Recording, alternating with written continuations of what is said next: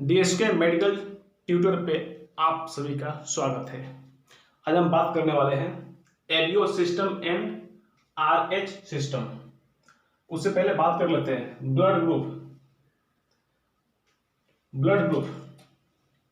Group जो sales के RBC sales के ऊपर जो एंटीजन प्रेजेंट होता है, इसी आधार पे हम लोग डिसाइड करते हैं कि कौन सी ग्रुप है।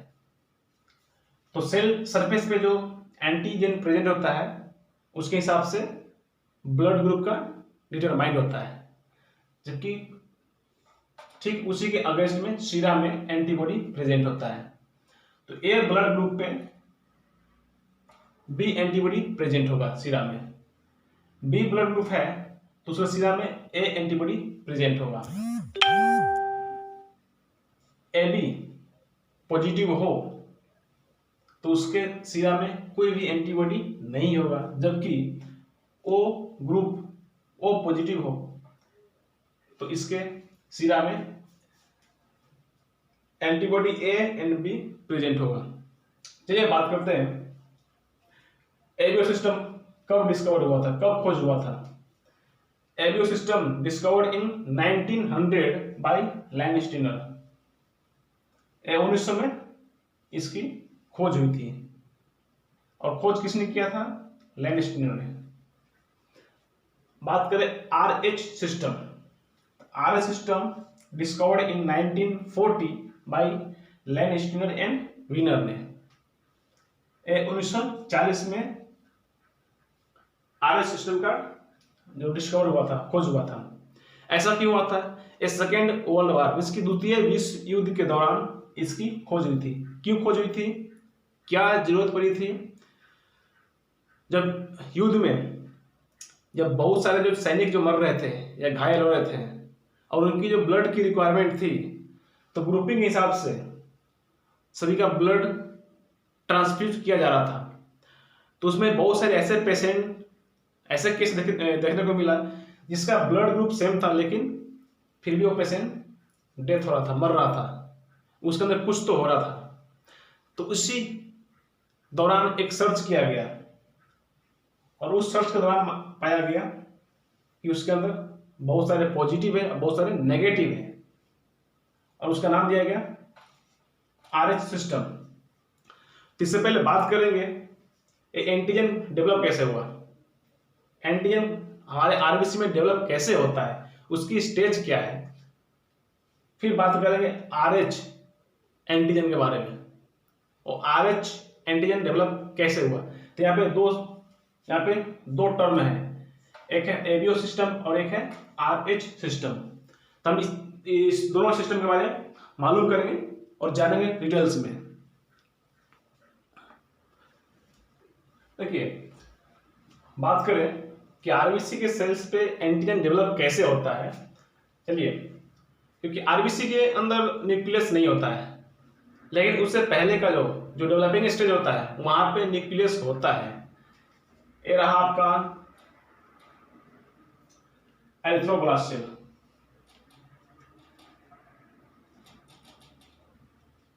Erythroblast cell.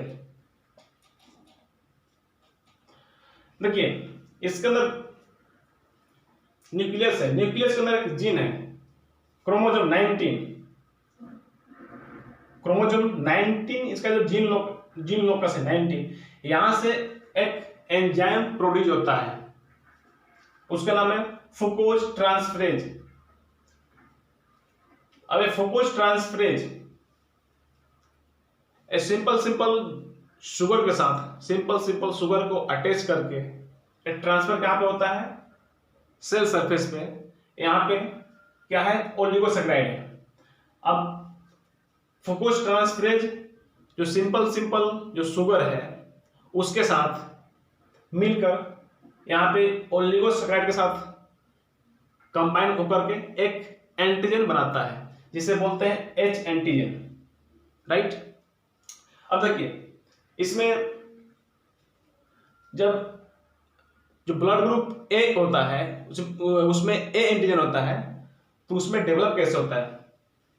देखिए, यहाँ पे जो पेरेंटल जीन है, क्या है, पेरेंटल, इसमें एक मैटरनल है और एक पैटर्नल है। मीन्स की कहने का मीनिंग है, कहने का सेंस है, जो दो, इसमें दो जीन आएंगे, एक मदर से जीन आएंगे और एक फादर से आएंगे, उसे बोलेंगे एक मैटरनल और एक पैटर्नल। देखिए मैटरनल और पैटर्नल जो जीन है, इसके जो जीन लोकस 19, क्या बात करेंगे इसे, यहाँ पे देखिए एक मैटरनल है, मैटरनल जीन, और एक है पैटर्नल, पैटर्नल जीन। इसकी जो जीन लोकस, इसकी जो जीन लोकस 9, इसकी जो जीन लोकस 9 है, जीन लोकस 9, जीन लोकस 9, यहां से ट्रांसफ्रेज, यहां से ट्रांसफ्रेज प्रोड्यूस होता है और उस ट्रांसफ्रेज को बोलते हैं नागा, एन एसिटिल गैलेक्टोसामिन। क्या बोलते हैं, एन एसिटिल गैलेक्टोसामिन। देखिए यहां से क्या निकलता है, नागा, एन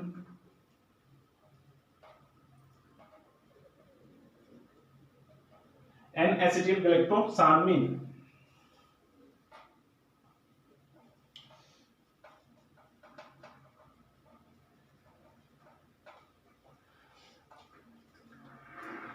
ये जो जीन लोकस कॉमन है, सभी ग्रुप के लिए कॉमन है जीन लोकस 19, लेकिन जबकि जीन लोकस 9 यहां से आप देखेंगे एक जो ट्रांसफ्रेज प्रोड्यूस हो रहा है, उसका नाम है एन एसिटिल गैलेक्टोसामिन। अब ए जीन यहां पे एच एंटीजन के साथ अटैच होता है और यहाँ पे जो ओलिगोसैकेराइड के साथ ऑलरेडी जो सिंपल जो शुगर जो फुकोज ट्रांसफरेज जो मिलकर यहाँ पे एच एंटीजन बनाया था, एच एंटीजन के साथ मिलकर इसे मॉडिफाई होता है या बोलेंगे कन्वर्ट, एक कन्वर्ट होता है और यही जो एंटीजन है ए एंटीजन कहलाया, ए एंटीजन में कन्वर्ट हुआ, ए एंटीजन में डेवलप हुआ। ये बात रही ए एंटीजन। और हाँ, एक एरिथ्रोब्लास्ट सरफेस पे अप्रोक्स 2 मिलियन, कितने, अप्रोक्स 2 मिलियन ओलिगोसैकेराइड होता है एक एरिथ्रोब्लास्ट के ऊपर सरफेस पे। यहां पे ए एंटीजन डेवलप हुआ। अब बात करते हैं बी एंटीजन। ये आपका एरिथ्रोब्लास्ट है, इसके अंदर आपका न्यूक्लियस है, आपका जीन लोकस 19 है, क्रोमोसोम है,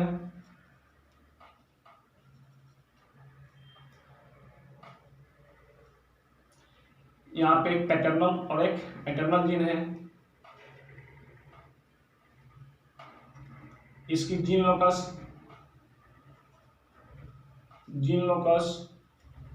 9 से, अब आप यहां देखेंगे जीन लोकस 19 से क्या होता है, फुकोज ट्रांसफरेज प्रोड्यूस हुआ एंजाइम।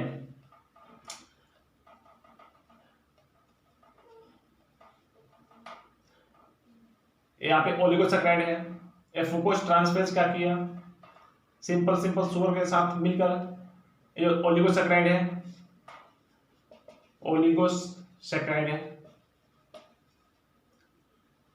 इसको कन्वर्ट किया एच एंटीजन में।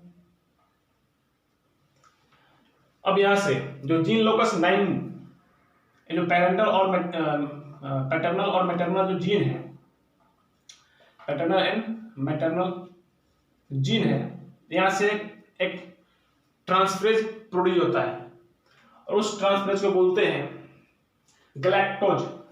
क्या बोलते हैं, यहां से प्रोड्यूस होता है, इसे बोलते हैं गैलेक्टोज।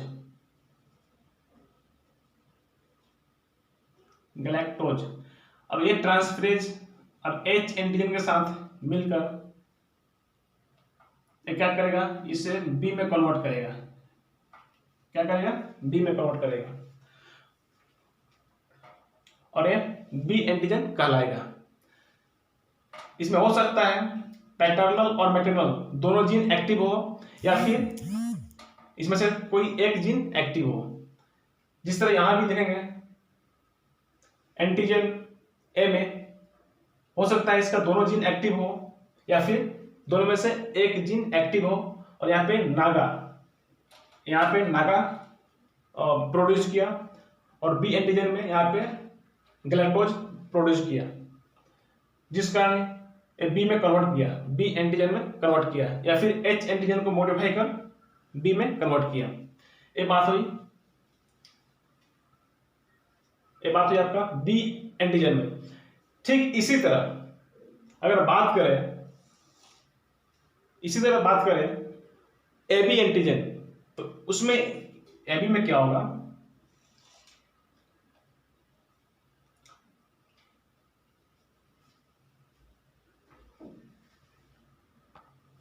आप देखेंगे यहां पे बात करें ए बी, तो इसमें दोनों जीन एक्टिव है। इसे मैंने बात किया कि ए एंटीजन और बी एंटीजन हो सकता है ए एंटीजन में दोनों जीन एक्टिव ना हो, सिर्फ एक जीन एक्टिव हो, या फिर बी एंटीजन में दोनों जीन एक्टिव ना हो, सिर्फ एक जीन एक्टिव हो। लेकिन ए बी ग्रुप जो ए बी एंटीजन वाले पर्सन में, उसके अंदर दोनों जीन एक्टिव होता है। ये आपका जो फुकोस ट्रांसफरेज है, इसने ओलिगोसैकराइड के साथ मिलकर एच एंटीजन बनाया।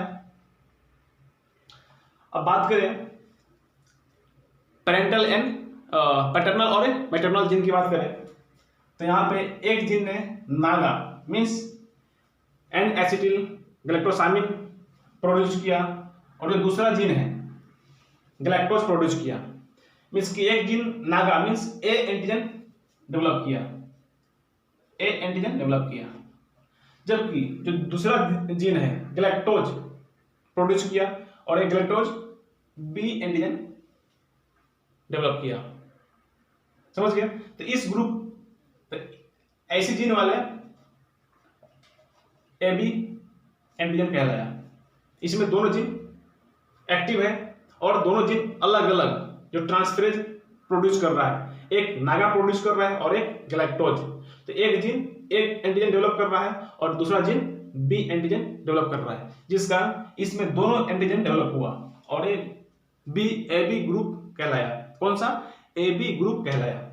चलिए अब बात करते हैं ओ में क्या हुआ। देखिए ओ की बात करें, यहां पे जीन लोकस 19 यहां पे वर्क कर रहा है, एक्टिव है। जीन लोकस 19 एक्टिव है और यहां से फुकोस ट्रांसफरेज जो एंजाइम है इसको प्रोड्यूस कर रहा है, और ये एंजाइम सिंपल शुगर को टेक कर यहां पे एच एंटीजन जो ओलिगोसैकराइड के साथ मिल करके यहाँ पे एच एंटीजन बना रहा है, यहाँ पे एच एंटीजन बना रहा है, यहाँ भी एच एंटीजन बना रहा है। जबकि जो पेरेंटल जो जीन है, दोनों जीन इनएक्टिव है, मीन्स कि नॉन फंक्शनल है, सोया हुआ है, एक कोई भी काम नहीं कर रहा है। इसलिए यहाँ से ना ही ग्लूकोज की प्रोड्यूस हुई और ना ही नागा एन एसिटिल ग्लूकोसामिन। इसमें से दोनों जीन जो सो गया है, यहाँ से कोई भी ट्रांसफरेज प्रोड्यूस नहीं हुआ, जिस कारण यहाँ पे कोई भी बदलाव इसके सरफेस पे नहीं हुआ है। और इस कारण यहाँ पे जो फोकस ट्रांसफरेज है, इसने यहाँ पे एच एंटीजन बनाया है और यहाँ पे कोई भी कन्वर्ट नहीं हुआ किसी भी एंटीजन में, इसलिए इसे बोला गया न्यूट्रल मींस जीरो, और जीरो को बोलते हैं, पढ़ सकते हैं उसे ओ, इसे ओ पढ़ सकते हैं, और इसलिए बोला गया ओ ग्रुप।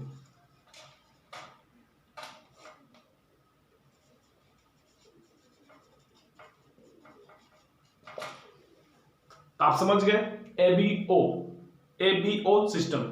इसमें कैसे antigen A, antigen B, antigen A B और ओ, एक्चुअली ओ पे एच एंटीजन होता है।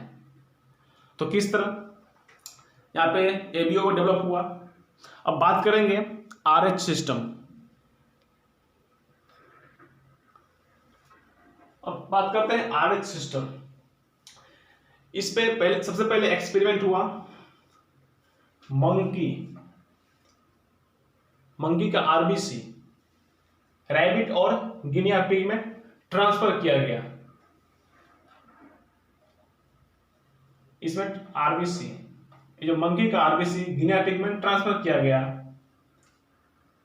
और फिर इसमें देखा गया इसका जो जब आरबीसी जब इसमें ट्रांसफर होगा तो इसके बॉडी में एंटीबॉडी बनेगा, एंटीसीरा बनेगा। तो देखा गया कि इसका जो एंटीसीरा जब इसमें जब क्रॉस कराया गया तो 100% रिएक्शन किया, रिएक्ट हुआ। क्या हुआ? रिएक्ट हुआ, 100% रिएक्ट हुआ।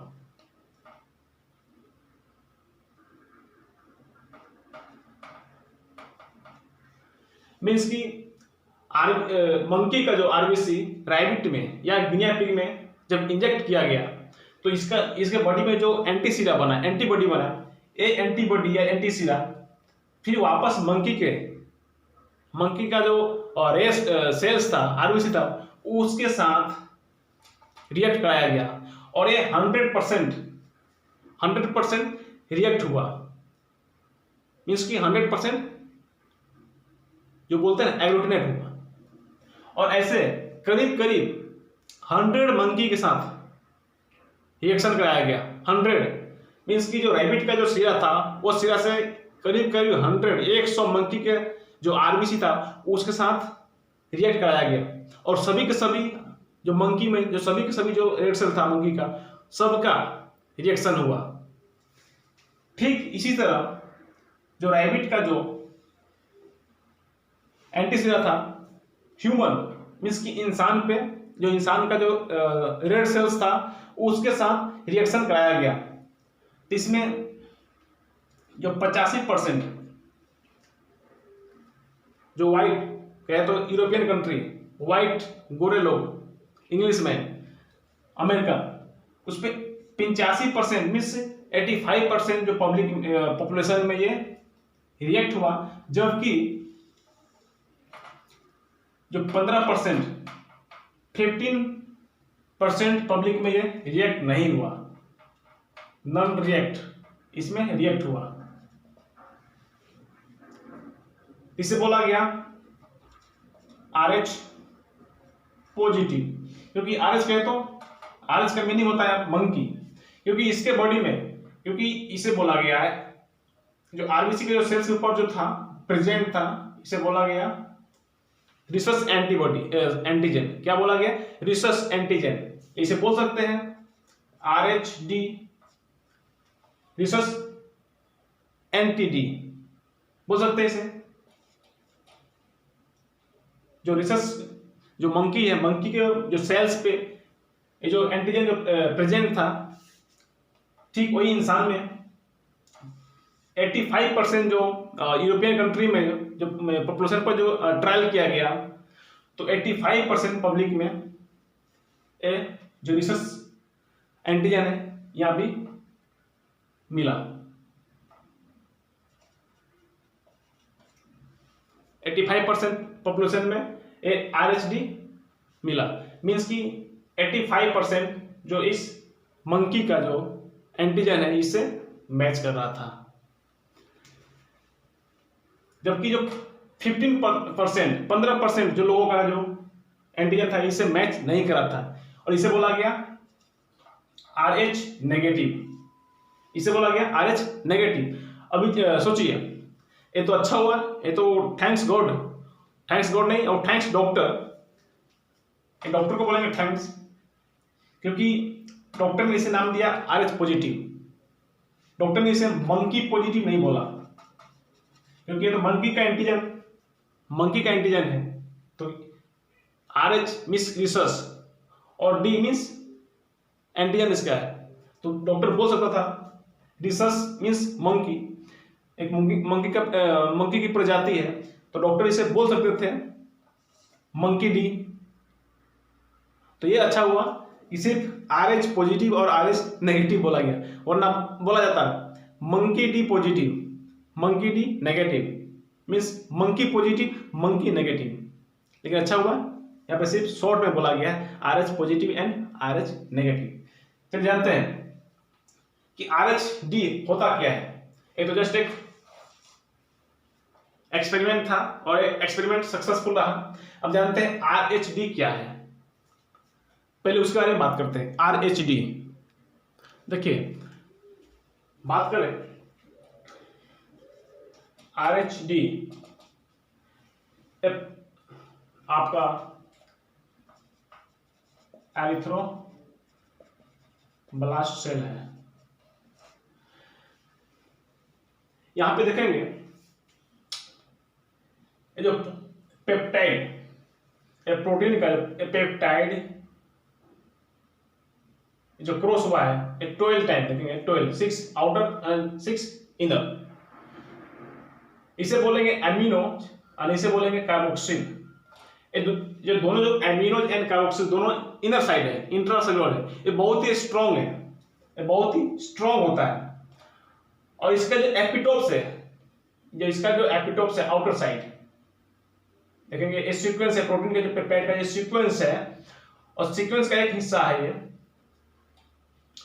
और इसके जो एपिटोप्स पे ऊपर देखेंगे, यहाँ पे जो एंटीजन है इसे बोला गया डी एंटीजन। क्या बोला गया है? D antigen. और ये किसका बना होता है? ये आपका प्रोटीन का है, ये पेप्टाइड चेन है, पेप्टाइड है। इसका जो एक इन जो है कार्बोक्सिल है और एक एमिनो एसिड है, बहुत ही स्ट्रॉन्ग है, बहुत ही स्ट्रॉन्ग है। और इस सेल्स के इंट्रासेलुलर, इसकी अंदर के साइड होता है। तो इसे बोला गया करीब करीब मोर देन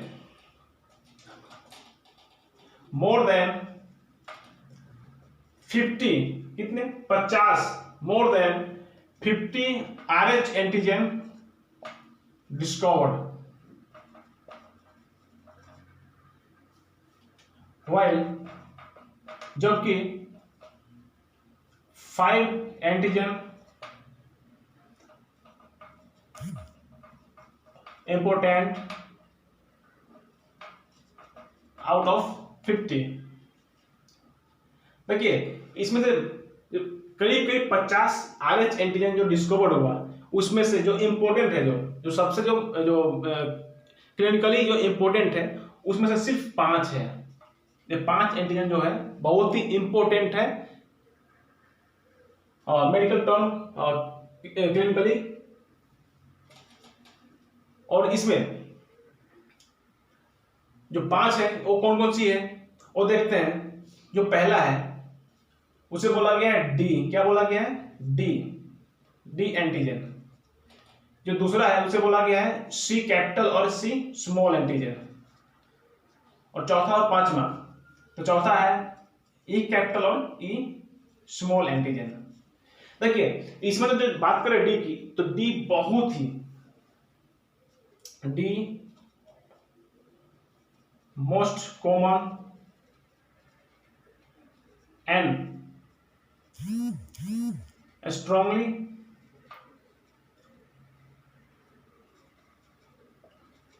एमिनोजेनिक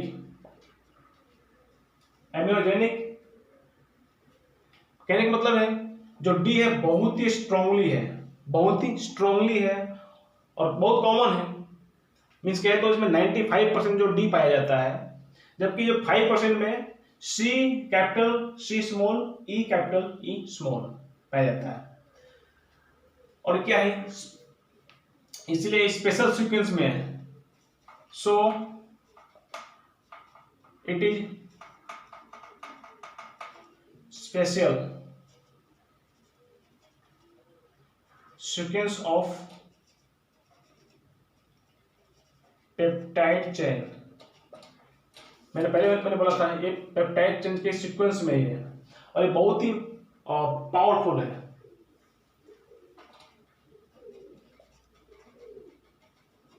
एमिनो एसिड, इसमें 95% जो पॉजिटिव है, RH पॉजिटिव है, उसमें 95% डी पाया जाता है, 95% डी पाया जाता है।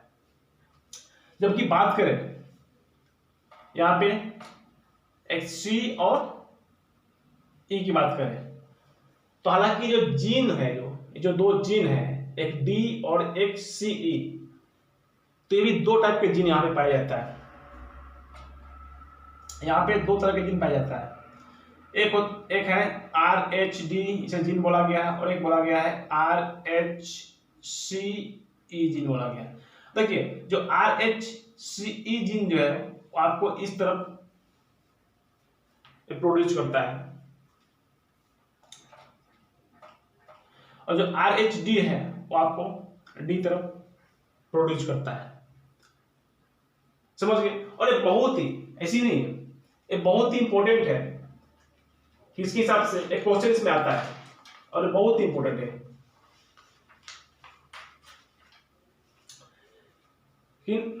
करीब करीब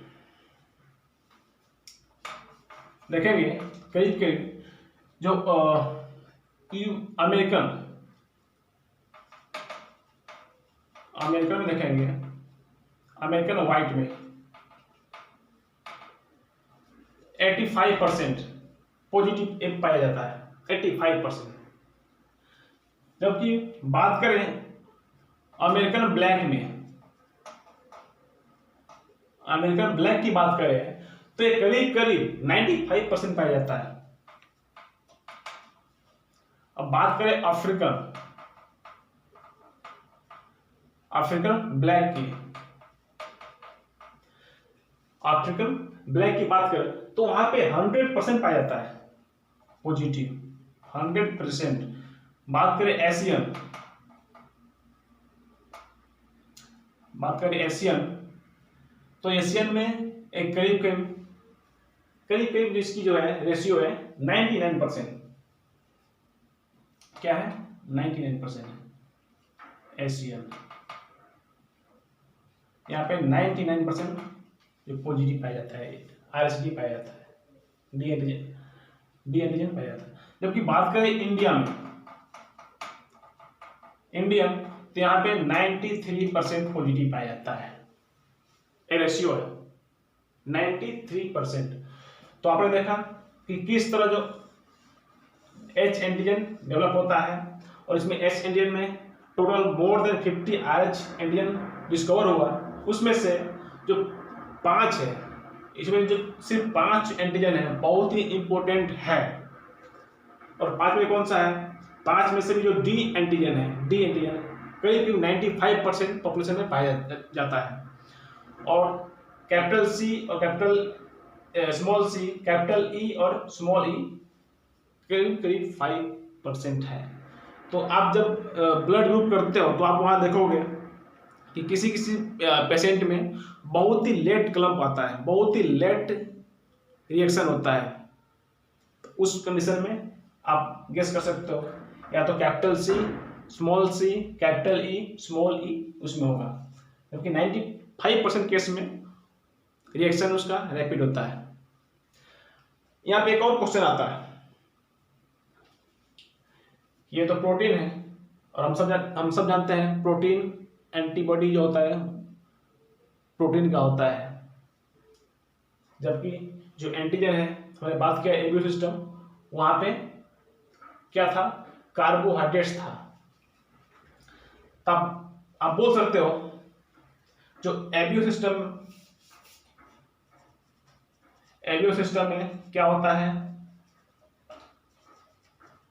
कार्बोहाइड्रेट होता है। क्या होता है? कार्बोहाइड्रेट्स। जबकि आरएस सिस्टम में क्या होता है? प्रोटीन्स होता है, ये प्रोटीन्स है। तो आई होप कि आप लोग इसे अच्छी तरह समझ गए होंगे, और उम्मीद है कि आप लोग ग्रुप समझने में मिस्टेक नहीं करेंगे। Thank you. आप लोग अगर हमारे चैनल्स पे पहली बार है तो प्लीज़ चैनल को सब्सक्राइब करें, लाइक करें।